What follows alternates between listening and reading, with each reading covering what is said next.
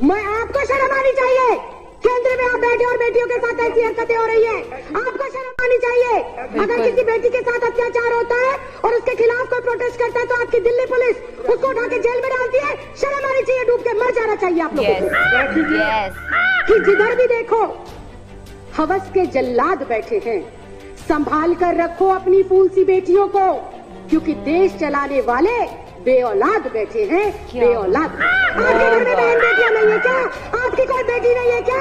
आप किसी के बेटे बाप नहीं है क्या? आप किसी के भाई नहीं है क्या?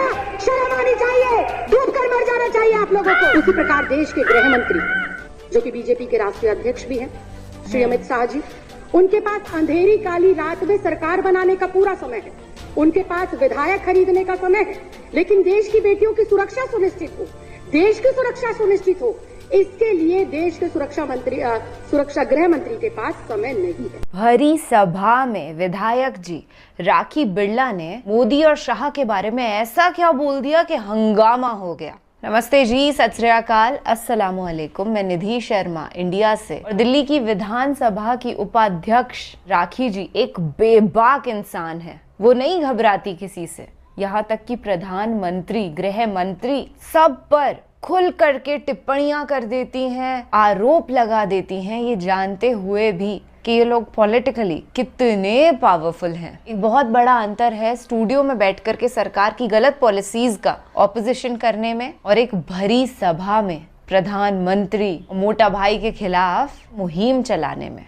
तो इनका जो जज्बा है उसको मैं दिल से सलाम करती हूँ। इनके जैसी अगर राजनेता हमको मिल गए, सभी अगर ऐसे हो गए, तो ये जो तानाशाही का आलम छा जाता है ना कई बार देश पे, वो नहीं हो सकता है। महिलाओं के लिए एक सेफ एनवायरनमेंट क्रिएट हो सकता है, बच्चों के लिए, बुजुर्गों के लिए, आदमियों के लिए, सभी के लिए हित वाली बात है। चलिए, क्या बड़े क्लेम्स लगाए हैं हमारी प्यारी विधायक जी ने मोदी और शाह पर, वो देख लेते हैं। उसके बाद हम भी एक निष्कर्ष पर उतरेंगे। एनसीआरबी की रिपोर्ट के मुताबिक हर 3 मिनट के अंदर देश के किसी न किसी राज्य में, किसी न किसी शहर में, किसी न किसी गांव में, बस्ती में, हर 3 मिनट में कोई ना कोई बच्ची, महिला, बुजुर्ग रेप का शिकार होती है। लेकिन दुर्भाग्यवश स्थिति ये है कि ना तो देश की महिला बाल विकास मंत्री के पास अपराधियों के खिलाफ कार्रवाई करने का समय है, ना पीड़िता के परिवार से मिलने का समय है। उसी कड़ी में देश के प्रधानमंत्री जी के भी पास बड़े बड़े ने स्पोर्ट्स पर्सन हो या अभिनेता हो, उनके साथ फोटो खिंचाने का समय है, उनकी शादियां अटेंड करने का समय है। लेकिन देश की बेटियों पर हो रहे अत्याचार, उनकी सुरक्षा, उनकी जिम्मेदारियों को लेकर देश के प्रधानमंत्री के पास टाइम नहीं है। उसी प्रकार देश के गृह मंत्री, जो कि बीजेपी के राष्ट्रीय अध्यक्ष भी हैं, श्री अमित शाह जी, उनके पास अंधेरी काली रात में सरकार बनाने का पूरा समय है। उनके पास विधायक खरीदने का समय है, लेकिन देश की बेटियों की सुरक्षा सुनिश्चित हो, देश की सुरक्षा सुनिश्चित हो, इसके लिए देश के सुरक्षा गृह मंत्री के पास समय नहीं है। ऐसे में ये कहना बिल्कुल भी गलत नहीं होगा अध्यक्ष जी कि जिधर भी देखो हवस के जल्लाद बैठे हैं।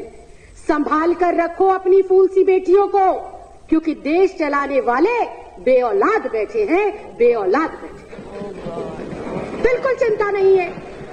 आज देश में महिला सुरक्षा पे तो महिला सुरक्षा बेतुकी बातें हैं। महिला सुरक्षा बेतुकी बातें लगी आपको?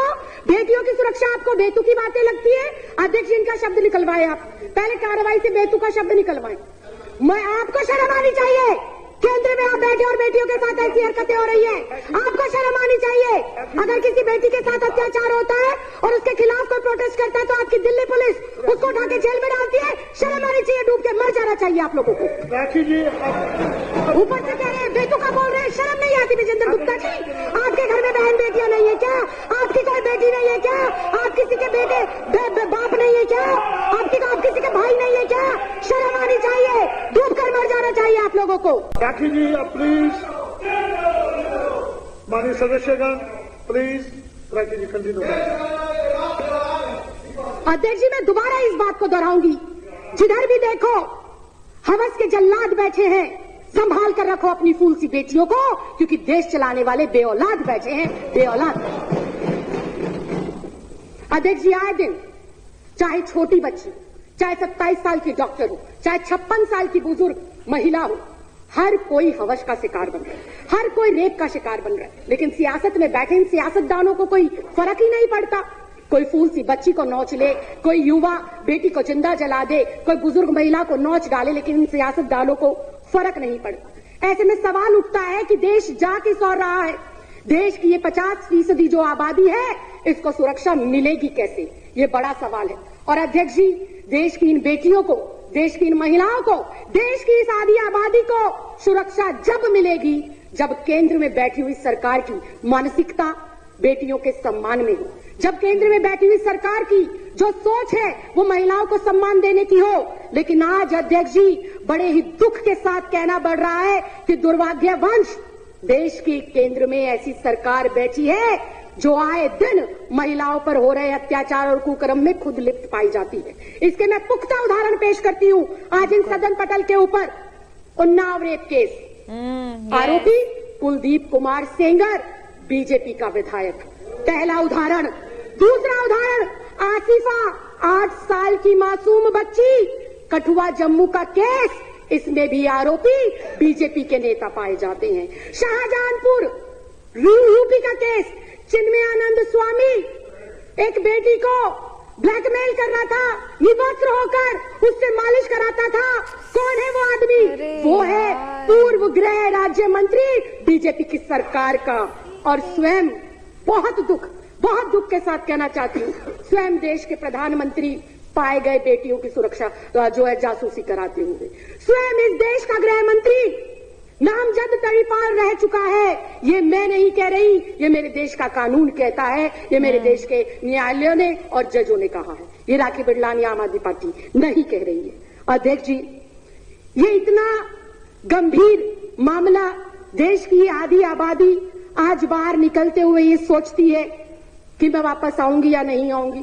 आज हमारे माँ बाप, हमारे भाई बहन, हमारे रिश्तेदार, जब मेरी जैसी बेटियां अपने काम पर पढ़ने के लिए, लिखने के लिए जाती हैं, तो पता नहीं होता कि किस स्थिति, किस परिस्थिति में वो बेटी वापस आएगी। बिल्कुल अध्यक्ष जी।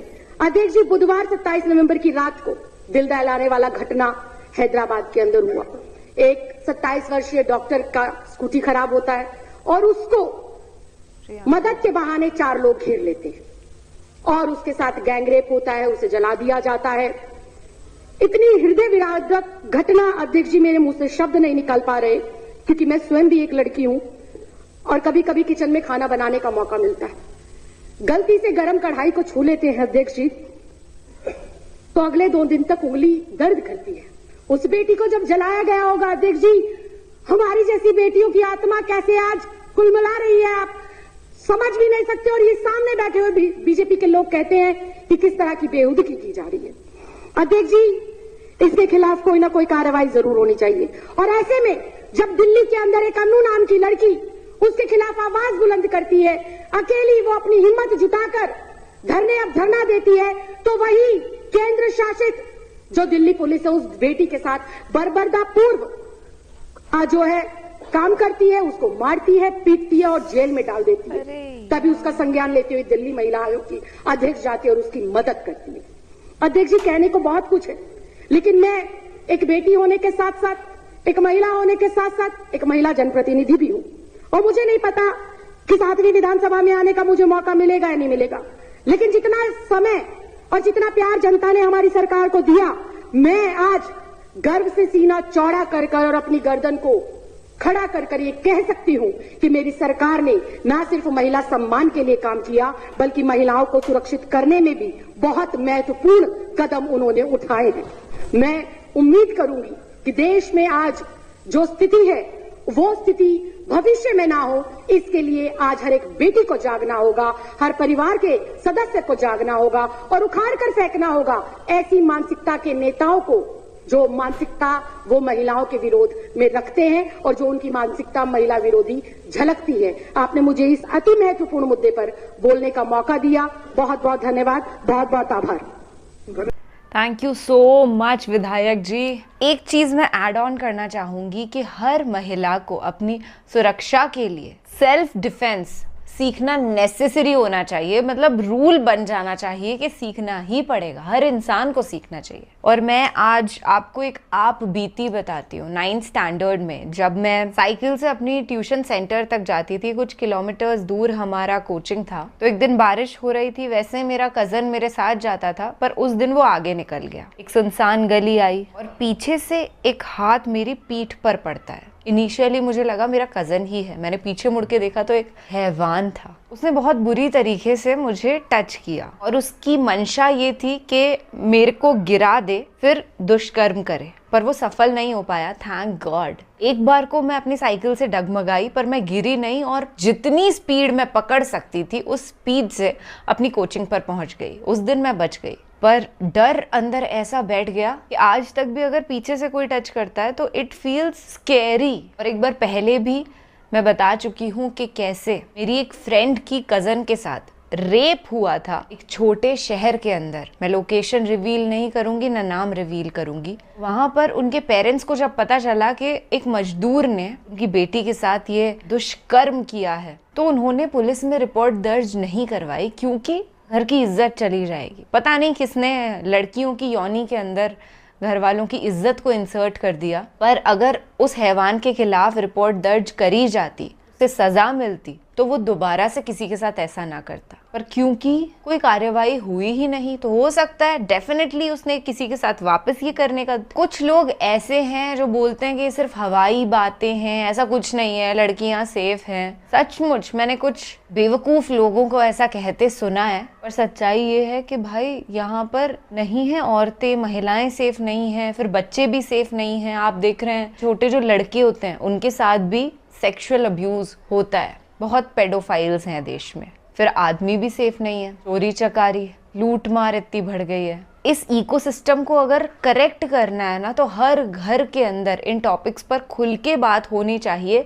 महिला सशक्तिकरण होना चाहिए। आदमियों को भी उतनी खुली सोच का होना चाहिए कि उनके घर की बच्चियां उनके सामने बोल सके कि हमारे साथ ऐसा हुआ, ये गलत हुआ है, इसके अगेंस्ट हमें कदम उठाना चाहिए। माहौल ही खुला नहीं है, सब लोग एक दूसरे के साथ रहते हैं पर मन की बात नहीं करते। आज मैं आपको खुल करके बता पाई मेरे साथ जो चीज़ हुई या मेरी फ्रेंड की कज़न के साथ जो हुआ, पर बच्चियां इतना खुल करके अपने घर पे नहीं बोल पाती हैं। और ख़ास तौर पर लड़कों को समझाना चाहिए कि बेटा, नारी का सम्मान करना है, कभी भी गलती से भी ऐसा कुछ घिनौना अपराध ना कर देना कि जिससे तुम पर हमने जो गुरूर कर रखा है, जो विश्वास कर रखा है, वो चकनाचूर हो जाए। चलिए फिलहाल मैं आपसे इजाज़त लेती हूँ। उम्मीद है इस वीडियो ने आपकी ज़िंदगी में कुछ ना कुछ बदलाव क्रिएट किया है और वो बदलाव सकारात्मक है।